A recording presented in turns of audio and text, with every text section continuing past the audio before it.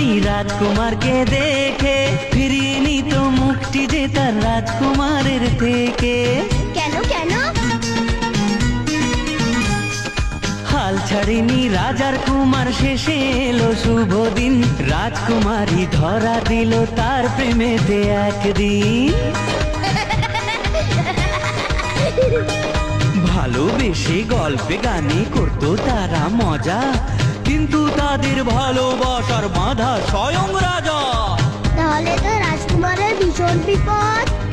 জানো, অন্য দেশের রাজকুমারের সঙ্গে মেয়ের বিয়ে ঠিক করেছেন রাজা মশাই, নিজেই সেথায় গিয়ে। ও সেই কথাটি জেনে রাজার কুমার ভেবে মরে কেমন করে থাকবে সে একা। এক যে